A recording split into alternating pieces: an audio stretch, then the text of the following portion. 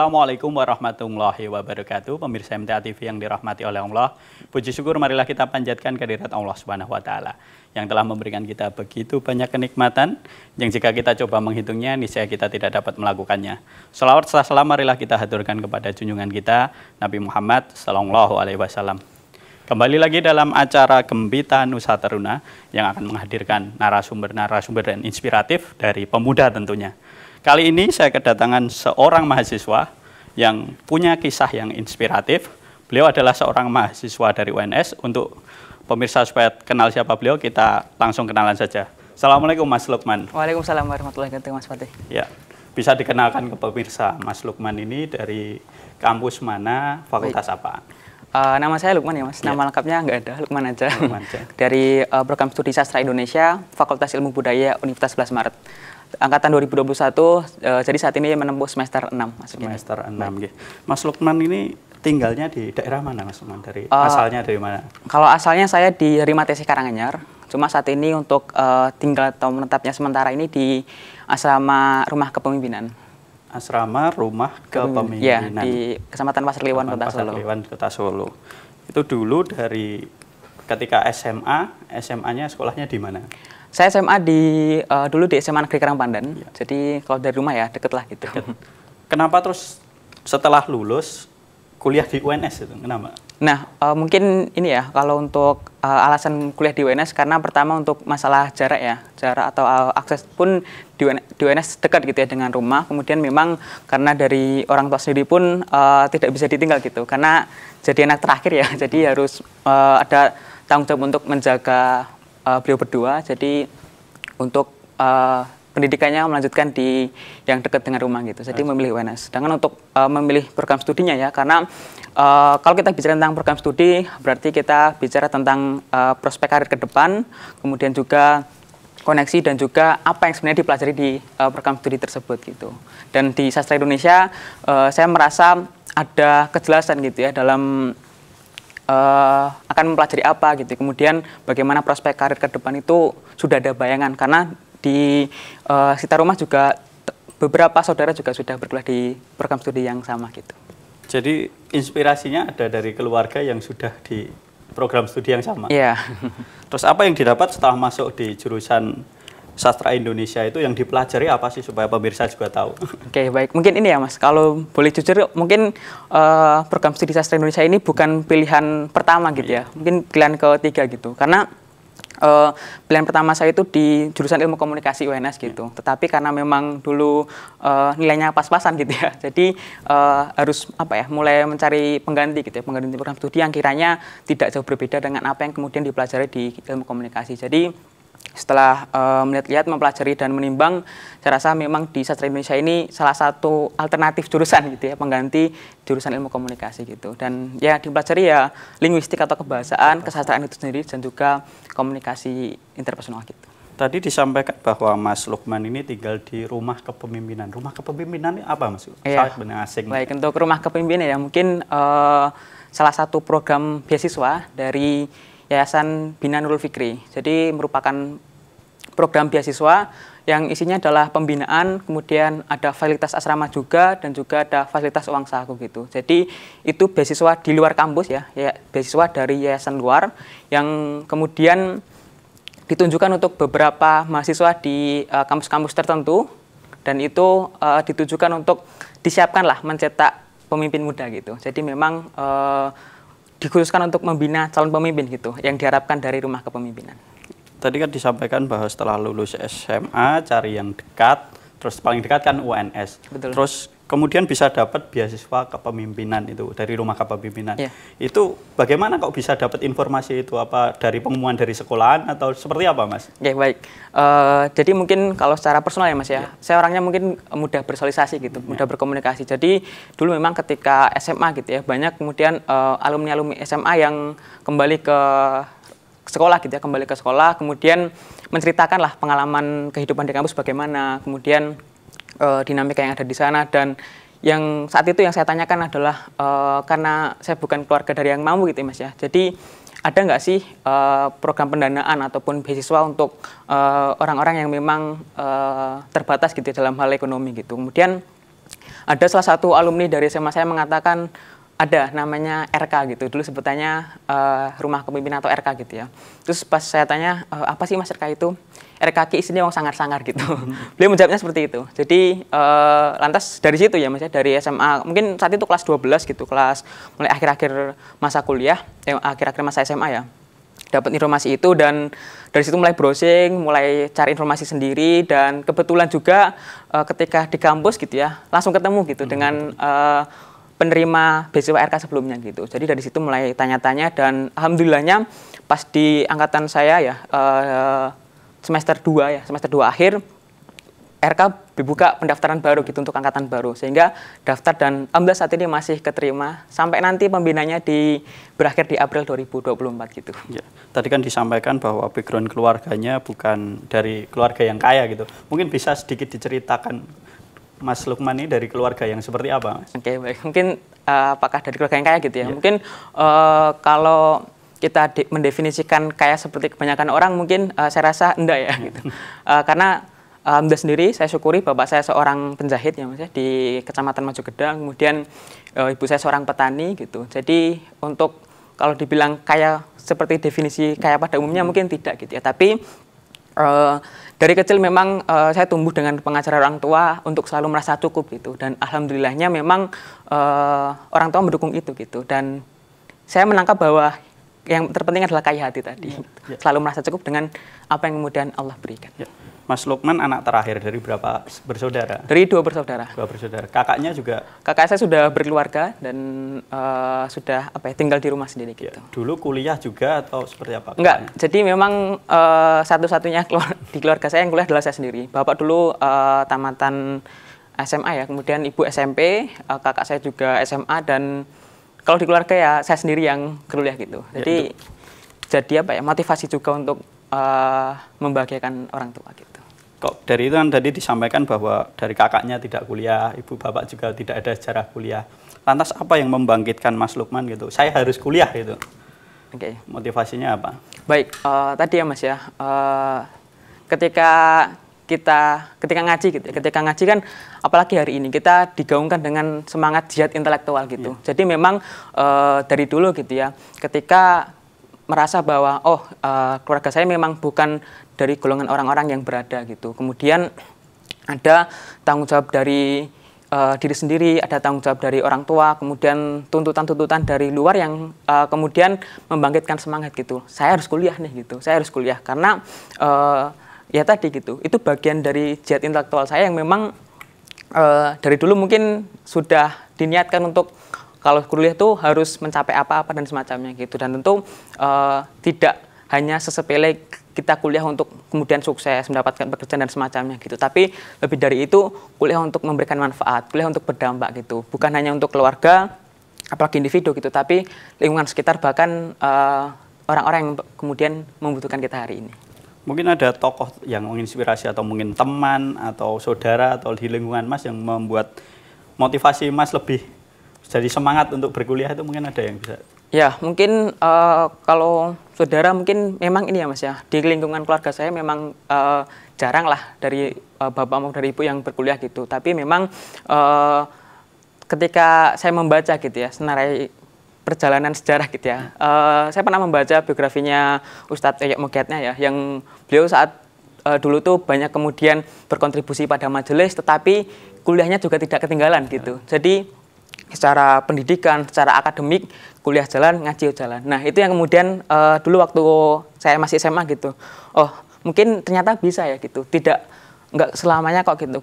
Ketika kita fokus pada satu hal, kita tidak bisa mencapai hal yang lain gitu. Jadi saya rasa memang di tengah-tengah kesibukan beliau yang ngurus majelis dan semacamnya, ternyata bisa loh gitu, kuliah bahkan sampai jenjang yang paling akhir dari akademik gitu, seorang profesor gitu. Jadi berarti ketika kita sebagai sama-sama manusia tentu kita bisa mencapai hal yang sama gitu. Itu yang kemudian menjadi semangat atau motivasi saya. Berarti salah satu inspirasinya dari bukunya Prof. Yoyo, bisa dikatakan seperti itu.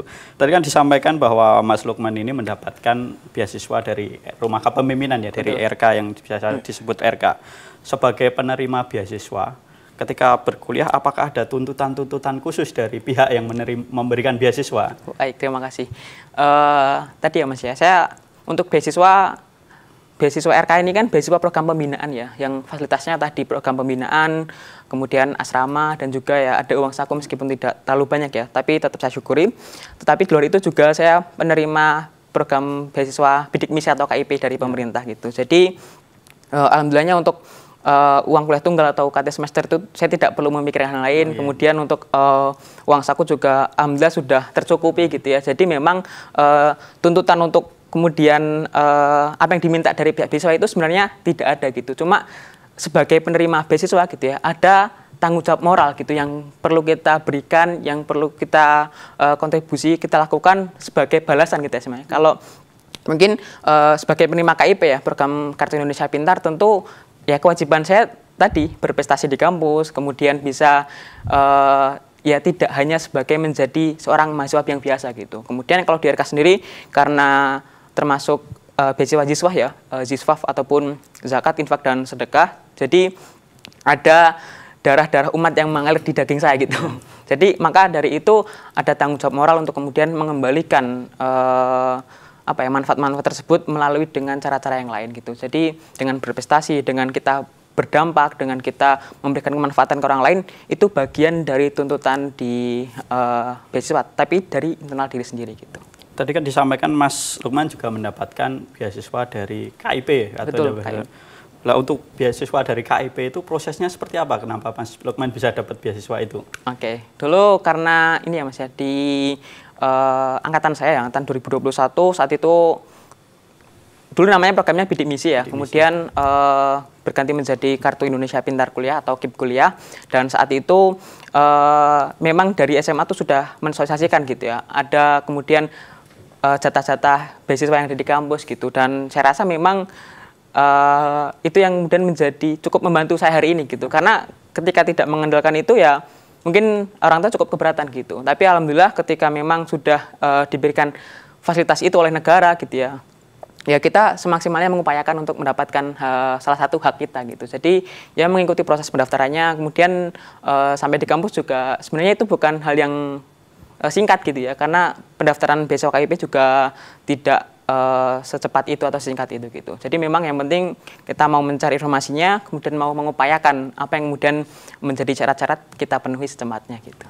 Berarti bisa disimpulkan bahwa biaya itu bukan suatu halangan untuk kuliah. Di bukan luar suatu sana halangan. Banyak sekali beasiswa yang bisa kita Di kampus banyak sekali beasiswa ya, bukan hanya dari negara ya. Ada beasiswa KIPK dan beasiswa unggulan kan dari Dikti gitu ya. Ada juga beasiswa dari yayasan luar, ada juga dari perusahaan-perusahaan NGO dan semacamnya, dari bank-bank di luar gitu. Memang ya tadi ya, memang di awal ketika saya menerima beasiswa Bakti Muda ya dulu waktu SMA dari Yayasan Dompet Duafa, memang mentornya tuh pernah mengatakan seperti ini, yang penting tuh kamu masuk kuliah dulu gitu, masalah biaya nanti kita bantu. Ya meskipun dalam saat itu saya sadar gitu tidak dibantu secara secara uangnya atau biayanya, tapi dibantu untuk mencari informasi, dibantu untuk masuk proses seleksi ke dalam beasiswa ketika di kampus seperti itu. Ya, baik pemirsa MTA TV yang dirahmati oleh Allah, itu tadi yang disampaikan dari Mas Lukman bahwa biaya itu bukan merupakan salah satu kendala ketika kita ingin kuliah. Jadi pemirsa yang di luar sana, mungkin pemuda yang ada di luar, jika ingin kuliah, teguhkan tekad, pilih, cari informasi yang banyak, insya Allah daftar dan bisa langsung kuliah. Ya. Baik pemirsa MTA TV yang dirahmati oleh Allah, masih banyak sekali informasi yang bisa kita gali dari Mas Lukman.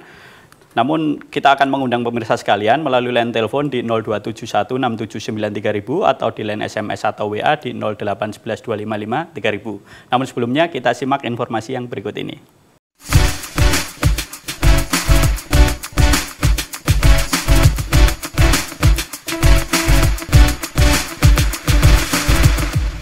Bismillahirrahmanirrahim. Kembali lagi dalam acara Gempita Nusa Teruna. Kali ini kita masih bersama dengan Mas Lukman. Beliau adalah salah satu mahasiswa dari Sastra Indonesia UNS. Kita kembali ke topik kita, Mas Lukman. Tadi kan disampaikan bahwa sebagai penerima beasiswa tentunya kan ada timbal balik yang Mas Lukman wajibkan diri dari diri sendiri supaya bisa beasiswa ini bermanfaat. Tentu banyak organisasi yang diikuti di kampus. Organisasi apa saja yang diikuti di kampus? Oke, mungkin kalau saat ini ya Mas ya, saat ini tinggal beramanat sebagai Wakil Presiden BEM Universitas 11 Maret tahun 2024 gitu. Jadi saat ini jadi Wapres BEM gitu ya. Untuk tahun sebelumnya juga pernah di SKI atau Lembaga Dakwah Fakultas ya, di FIB, kemudian juga ada di himpunan juga gitu. Jadi saat ini tinggal ya hanya satu amanah lah kalau untuk di kampus gitu. Tadi disampaikan ada Wakil Presiden BEM. Betul. Mungkin untuk pemirsa yang di sana atau yang di rumah pemuda, nah, BEM itu sebenarnya organisasi apa? Mungkin ada yang belum tahu. Okay. BEM atau Badan Eksekutif Mahasiswa gitu ya, merupakan salah satu organisasi di kampus yang menjalankan fungsi gitu ya untuk pengawasan dan juga menyelenggarakan advokasi kemahasiswaan gitu. Jadi untuk fungsi BEM sendiri mengawal gitu ya bagaimana kampus ini berjalan untuk memberikan hak kepada mahasiswa gitu, dan juga mengadvokasi kesejahteraan mahasiswa kepada kampus gitu. Lebih dari itu juga punya peran untuk mengawal gerakan-gerakan di skala lokal maupun nasional seperti itu. Jadi tadi yang dilakukan BEM sekarang sebagai Wakil Presiden BEM UNS. Tadi kan disampaikan juga sebelumnya ada banyak organisasi yang diikuti, salah satunya SKI dan lain-lain. Itu bagaimana cara mengatur waktunya? Jadi ketika untuk kuliah, terus tentang organisasi, kan kuliah kan tugasnya banyak. Yeah. Mengatur waktunya seperti apa supaya imbang? Baik, memang yang perlu kita sadari adalah bahwa al-waqti al-ahya gitu ya, bahwa waktu adalah hidup kita sendiri gitu. Jadi ketika kita menggeser waktu sama dengan kita menggeser kehidupan. Dan juga yang perlu saya sadari dari awal adalah bahwa kewajiban kita lebih banyak daripada waktu yang kita miliki. Jadi kalau mengatur waktu itu sebenarnya bukan mengatur waktu ya, karena waktu nggak bisa diatur gitu. Ya satu hari ya 24 jam gitu, nggak bisa kemudian kita ubah jadi 25 jam atau 26 jam gitu.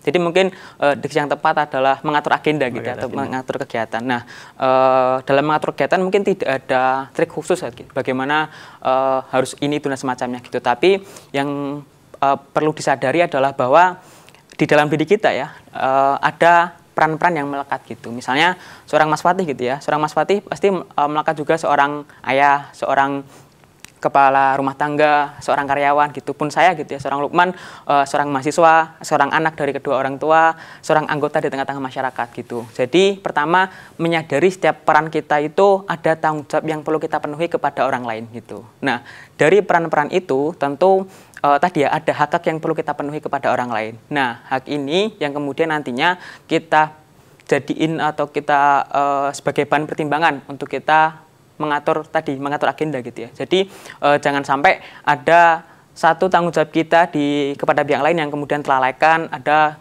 satu tanggung jawab yang kita penuhi secara berlebihan gitu. Jadi memang dari segi peran saya sebagai mahasiswa misalnya, ya kewajiban saya belajar, berkuliah dan berprestasi gitu ya. Nah itu akhirnya mau tidak mau harus meluangkan waktu untuk itu, untuk belajar. Kemudian sebagai seorang anak harus meluangkan waktu untuk berkumpul bersama keluarga, meminta nasihat dan arahan dari keluarga gitu. Sebagai anggota masyarakat ya punya peran-peran di masyarakat gitu. Jadi sebenarnya tidak ada trik khusus untuk mengatur waktu, tapi bagaimana kita menyadari peran kita terhadap orang-orang lain gitu, kepada pihak lain. Itu yang kemudian nantinya insya Allah bisa menyeimbangkan agenda-agenda kita. Tidak berlebih di satu hal, tapi itu juga tidak meninggalkan ataupun melalaikan kewajiban kita kepada pihak lain gitu. Jadi intinya adalah menyeimbangkan dan sadar akan peran kita. Ya. Gitu. Tadi kan ikut organisasi salah satunya karena memang menunaikan hak-hak sebagai seorang penerima beasiswa. Ya. Selain itu motivasinya apa ikut organisasi? Bukankah kalau ketika mahasiswa awal-awal terutama ketika mahasiswa baru paling enak itu bertemu teman-teman baru, ngumpul-ngumpul sama teman-teman. Kenapa malah Mas Lukman ini memilih organisasi? Baik, sebenarnya organisasi hanya menjadi wadah atau wasilah gitu ya untuk kita menemukan tujuan hidup kita gitu ya. Tentu sebagai seorang hamba gitu ya, kewajiban kita bukan hanya beribadah, bukan hanya memimpin bumi gitu ya, tetapi memang ada tanggung jawab yang perlu kita tunaikan kepada orang lain gitu. Dalam hal ini tentu kewajiban berdakwah gitu ya masih melekat di dalam diri kita selama diri kita masih hidup dan sebagai seorang hamba gitu ya. Nah, saya memang menganggap bahwa organisasi ataupun kegiatan dan agenda-agenda yang saya ikuti harus bernilai kepada kebaikan gitu. Itu kan yang kemudian disampaikan oleh guru-guru kita gitu. Jadi bukan sekedar kita organisasi untuk senang-senang atau untuk kegiatan-kegiatan yang kita sukai gitu, tapi bagaimana kita bisa menjadikan organisasi ini menjadi ladang pahala juga gitu. Karena mau nggak mau kewajiban kita juga berdakwah gitu. Dan bicara soal peran gitu ya di organisasi, tentu dalam Quran surat Fussilat ayat 33 kan Allah berfirman, "Waman ahsanu qaulan mimman da'a ilallahi wa amila sholihan wa qala innani minal muslimin" gitu.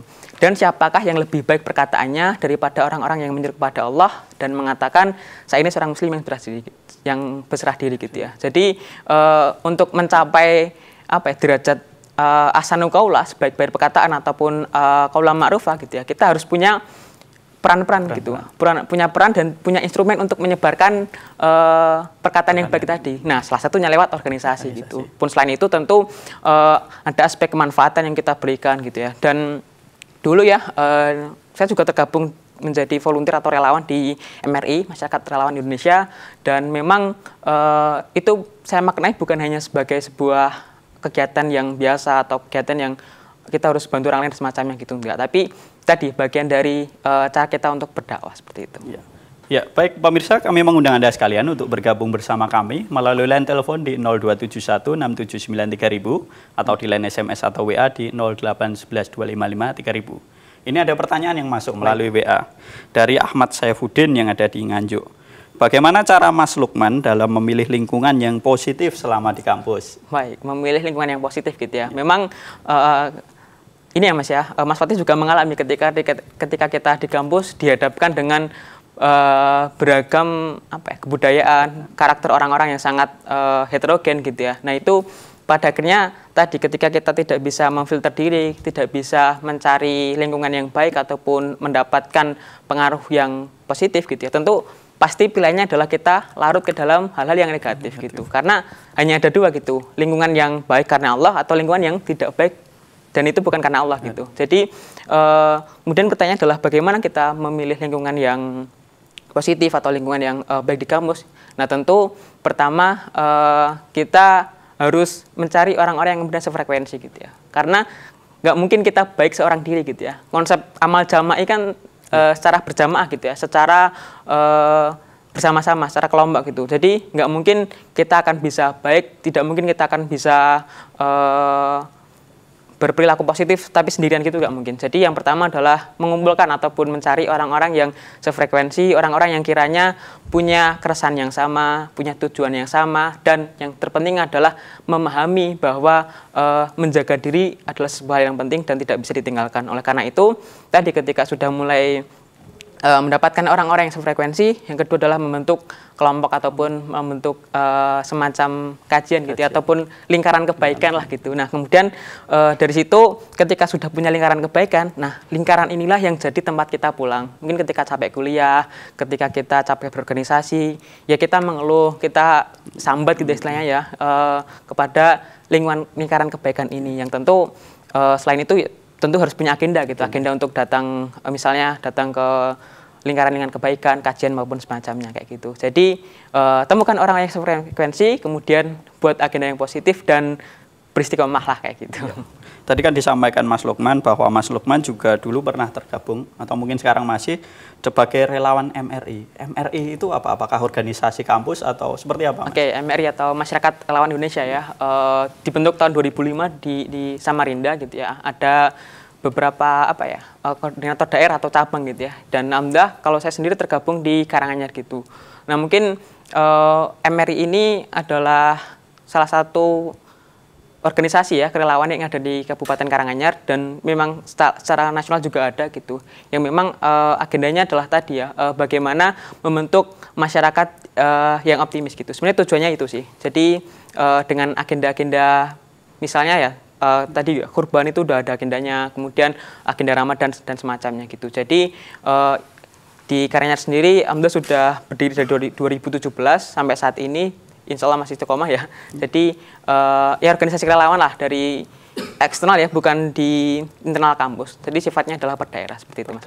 Jadi ini termasuk organisasi eksternal kampus. Jadi di luar dari kampus. Ya, organisasi memang organisasi daerah. Organisasi daerah. Tadi kan Mas Lukman juga menyampaikan bahwa dulu itu kan organisasi yang diikuti sudah cukup banyak di kampus. Tetapi kenapa masih tertarik lagi untuk ikut organisasi di luar kampus, Mas Lukman? Karena ini ya, dulu saya tergabung di organisasi yang tidak di kampus, yaitu memang dari SMA gitu. Jadi saya merasa banyak tumbuh, banyak berkembang dan belajar dari teman-teman ataupun kawan-kawan yang ada di situ gitu. Jadi sampai saat ini pun saya merasa bahwa saya masih butuh mereka gitu ya. Butuh orang-orang yang tulus gitu ya. Orang-orang yang tulus, kemudian orang-orang yang mau berbuat, orang-orang yang tidak egois, orang-orang yang ingin memberikan manfaatnya, orang-orang yang ingin berdampak untuk orang lain seperti itu. Jadi itulah yang kemudian saya rasa menjadi salah satu faktor juga yang kemudian membentuk saya hari ini. Ya. Kita ke pertanyaan WA lagi. Ini ada yang masuk dari Almi Anira yang ada di Jebres. Ada nggak sih ketakutan tersendiri buat Mas Lukman ketika beramanah di kampus? Tentu ya, ketakutannya adalah bagaimana nantinya kita lalai dari amanah yang kita pegang gitu. Tapi saya ingat gitu ya, Al-Ustadz Nur Khalid pernah menyampaikan, kita tidak pernah mencari amanah, tetapi ketika amanah itu datang, maka jangan mundur walau sejengkal. Jadi ketakutan tetap adalah sebagai seorang manusia yang memiliki keterbatasan gitu ya, memiliki rasa takut dan juga khawatir tetap ada. Tetapi ketika kita sudah yakin ya, ketika kita sudah yakin dengan tujuan dan proses dan yakin bahwa Allah akan memampukan kita, maka sepenuhnya kita bertawakal kepada Allah. Slogannya kan faida zamta fatawakal ala Allah gitu. Maka ketika kita sudah membulatkan tekad, membuatkan niat, maka insya Allah dengan kesabaran dan juga kebersamaan, maka pertolongan Allah itu akan datang insya Allah. Jadi terkait amanah, insya Allah kalau kita teguh, pertolongan Allah akan datang. Betul, yang baik, kami mengundang pemirsa sekalian untuk bergabung bersama kami melalui line telepon di 0271 6793000 atau di line SMS atau WA di 0811 255 3000. Kita balik lagi tadi, Mas Lukman kan menyitir soal tausiah dari Ustadz Nur Khalid. Berarti tergabung juga dong ini di cabang-cabang MTA. Boleh tahu ngajinya itu di mana? Kalau ngaji di MTA cabang Pasar Kliwon ya, sebelumnya di cabang Matis 1, tapi karena kuliahnya di UNS dan tinggalnya di Pasar Kliwon gitu ya, jadi cabang yang terdekat di Pasar Kliwon gitu. Baru 2 tahun terakhir lah di sana. Gitu. Ya. Sebagai seorang mahasiswa yang tentunya mengaji, salah satu tantangan mahasiswa kan adalah menjaga pergaulan. Dalam tanda kutip ya, laki dan perempuan. Bagaimana cara Mas Lukman itu membentengi diri lah supaya tidak terjerumus lah percampuran antara laki-laki dan perempuan. Kita tahu kan budaya kampus kan bebas sekali. Bahkan sudah tidak ada yang kontrol dari orang tua kan, ya udah silahkan bebas gitu. Bagaimana Mas Lukman mengontrolnya? Baik, tadi ya Mas, seperti yang disampaikan di awal tadi, kita butuh nih lingkaran-lingkaran kebaikan yang menjadi tempat kita pulang, menjadi tempat kita bercerita dan semacamnya gitu. Jadi untuk bagaimana menjaga pergaulan ya sebenarnya tadi kita butuh orang-orang yang memang selama ini perlu mengingatkan kita, selama ini perlu menjaga kita gitu. Karena perlu kesabaran juga nih ketika kita bergaul dengan orang-orang yang soleh gitu ya. Karena pasti diingatkan pun juga bukan hal yang enak gitu ya, pasti tersinggung, sakit dan semacamnya gitu. Tetapi tadi ketika kita punya pergaulan ya lingkungan atau lingkaran kebaikan yang saling mengingatkan, maka itu sebenarnya cukup menjadi faktor untuk kita bisa menjaga diri gitu. Jadi ketika kita kemudian intens berkomunikasi dengan mereka gitu ya, dan juga yang terpenting adalah punya mentor gitu ya, punya mentor, punya guru lah di kampus, entah itu kakak tingkat ataupun bahkan ke dosen sekalipun gitu ya. Untuk apa? Untuk ya tadi menjaga sisi ruhiyah kita gitu ya. Jadi bukan hanya di kampus tidak hanya menjaga fikriyah atau pemikiran, jasadi ataupun fisik, tapi juga ruhiyah ataupun kondisi hati dan keimanan kita seperti itu.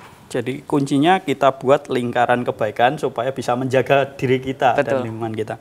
Kita sedikit flashback ya mungkin ke belakang di awal-awal kuliah, Mas Lukman.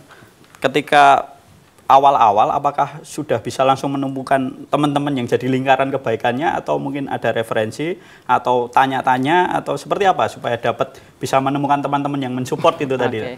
Tadi ya sebenarnya kalau dari awal-awal kita masuk kampus ya pasti adalah gap gitu ya ataupun perasaan yang takut dan semacamnya gitu, apalagi dikhawatirkan adalah tidak segera menemukan lingkungan yang baik atau lingkaran kebaikan tadi. Maka ya kita mencari tempat di mana lingkungan baik itu ada. Dalam hal ini maksud saya adalah ketika di kampus kita dihadapkan pada banyak UKM atau ormawa, organisasi kemahasiswaan maupun unit kegiatan mahasiswa. Nah, ada lembaga eksekutif kayak BEM tadi, kemudian ada juga lembaga dakwah di tingkat fakultas, di tingkat univ gitu ya. Ada juga UKM-UKM yang sifatnya adalah di minat dan bakat seperti olahraga ya, tenis misalnya atau futsal dan semacamnya gitu. Jadi dulu saya adalah bagaimana caranya untuk menemukan lingkaran kebaikan, dia tergabung di lembaga dakwah fakultas gitu ya. Kalau saya di FIB ya namanya SKI atau Syiar Kegiatan Islam FIB UNS. Jadi ketika gabung di sana sebenarnya gitu ya, itu menjadi salah satu ya gerbang awal, bukan satu-satunya ya, menjadi satu gerbang awal untuk kita bisa menemukan tadi orang-orang yang sefrekuensi. Meskipun nantinya dalam realita juga tidak semulus yang dibayangkan gitu. Tapi insya Allah ketika kita niatkan diri untuk menjaga diri, maka pastilah nanti takdirnya Allah itu akan mendekatkan kita dengan orang-orang yang sama-sama ingin menjaga diri gitu. Jadi pada akhirnya nanti tidak hanya di lingkungan SKI saja, pun ketika saya di BEM tahun pertama dulu juga kebanyakan teman-teman dekat adalah orang-orang yang alhamdulillah sudah memiliki kefahaman yang sama seperti itu. Jadi ya insya Allah itu mengalir sendiri lah. Yang penting tadi kita punya kesadaran, kemauan untuk selalu menjaga lingkungan yang positif. Seperti itu. Kita ke pertanyaan lagi, ini ada yang masuk dari WA di Ilma yang ada di Tangerang. Cara manajemen waktu ala Mas Lukman gimana ya? Mengingat banyak juga organisasi baik dari dalam dan luar yang diikuti, lalu diimbangi dengan padatnya waktu kuliah yang seringkali nggak menentu. Dari Mbak Ilma yang ada di Tangerang. Iya, tadi sudah dijawab biasa rasa, tapi memang untuk bagaimana menyeimbangkan gitu ya kehidupan di kampus dan juga organisasi, artinya di luar kegiatan akademik gitu ya, di luar perkuliahan. Nah dulu apalagi di semester-semester awal ya Mas ya, Mas Fatih juga merasakan SKS atau semesternya itu padat gitu ya, 24. Apalagi 24 penuh dan dengan 12 matkul itu seperti SMA lah, pulang pagi, berangkat pagi pulang sore gitu. Nah memang tadi ya dengan waktu kita yang terbatas pasti ada hal-hal yang kita korbankan gitu, karena gak mungkin mau kita penuhi semua atau istilah Jawanya meh diayai dewe diayai kabeh itu nggak mungkin bisa gitu. Jadi tadi ya menyeimbangkannya adalah pertama tadi kita menyadari peran dulu, kita pamit ke orang tua apalagi misalnya dari Tangerang ke Solo, tanggung jawab kita untuk apa sih? Sebenarnya untuk kuliah gitu ya. Tanggung jawab kita adalah tadi tuntutan akademik untuk berkuliah, menyelesaikan tugas kuliah, kemudian berperilaku sopan terhadap dosen dan semacamnya. Itu tanggung jawab kita yang utama gitu. Jadi kita penuhi dulu tanggung jawab kita yang utama. Baru setelah itu memang ada hal-hal yang peran-peran lain yang melekat, baru itu ditunaikan satu persatu. Memang nantinya nggak akan bisa kita penuhi semua gitu ya. Pasti ada satu hal yang kita dikorbankan gitu. Nggak mungkin ketika aktif di organisasi terus nilainya aman dan semacamnya gitu, pasti ya mungkin ada, tapi itu sesuatu yang perlu diupayakan gitu. Tapi berarti memang yang pertama adalah tadi kewajiban kita kepada orang tua kan kuliah ya, itu yang dipenuhi dulu, karena biar bagaimanapun keberjalanan kita di kampus itu atas restu dan izin dari doa orang tua gitu. Jadi ketika restu dan orang tua itu sudah hadir, maka insya Allah nanti hal-hal lain itu akan dipermudah seperti itu. Jadi membaginya adalah ya penuhi dulu hal yang wajib, baru nanti hal-hal yang sifatnya itu sekunder itu bisa dijalankan satu persatu sesuai dengan kemampuan kita. Tapi memang nggak akan mungkin dijalankan dengan mudah gitu, karena di dalam hidup ini nggak ada yang berat kan Mas ya. Jadi perlu korban waktu juga, semakin sedikit tidurnya, semakin sedikit mainnya gitu. Tapi kalau kita niatkan untuk mengupgrade diri, membentuk nilai diri, membentuk karakter dan kualitas diri, insya Allah itu tidak akan sia-sia seperti itu menurut saya. Ya, tadi kan disampaikan bahwa salah satu kewajiban dari mahasiswa utamanya kan ya belajarnya itu. Tentu. Dan tentu nilainya juga sangat perlu diperhatikan. Sebagai penerima beasiswa Mas Lukman, apakah nilai dalam setiap semester itu juga salah satu jadi pertimbangan penilaian dari pemberi beasiswa? Iya, alhamdulillah untuk dari KIP sendiri ada poinnya ya. Dulu 2,7 IPK ya, IPK saat itu 2,7, tapi sekarang sepertinya naik ya. Kurang tahu, nanti mungkin teman-teman bisa pantau di setiap kampus. Saat ini yang terakhir yang saya dengar itu IPK-nya minimal 3 gitu. Jadi harus apa ya? Memang nilai ini perlu diupayakan gitu ya, karena ya kewajiban kita untuk kuliah, kemudian dari pemberi beasiswa ya tidak mungkin tidak mengharapkan sesuatu sama sekali gitu. Apakah mungkin pemberi beasiswa akan memberi beasiswa orang-orang yang malas kan gitu. Jadi memang secara alamiah ataupun tuntutan dari pemberi beasiswa, utamanya KIP gitu, ada minimalnya gitu. Coba nanti mungkin saya kurang tahu tepatnya berapa, teman-teman bisa cari tahu gitu ya. Ada batas minimum gitu untuk kita bisa mempertahankan beasiswa yang kita terima gitu. Ya. Ini kita masih membahas soal beasiswa. Mungkin untuk pemirsa sana yang ingin mendaftarkan kuliah dan ingin mencari beasiswa, apa sih yang sebenarnya perlu disiapkan kalau ini masih SMA? Oke, ya betul.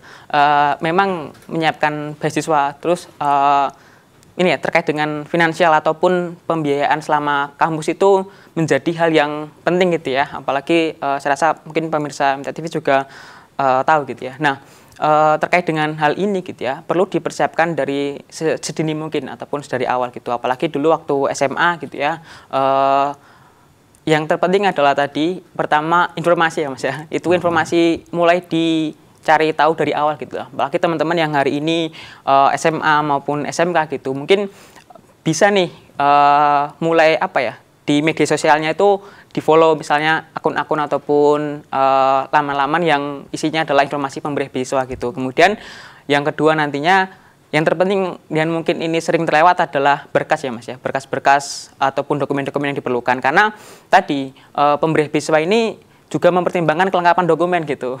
Bahkan ada kalau di RK itu kan ada seleksi berkas juga.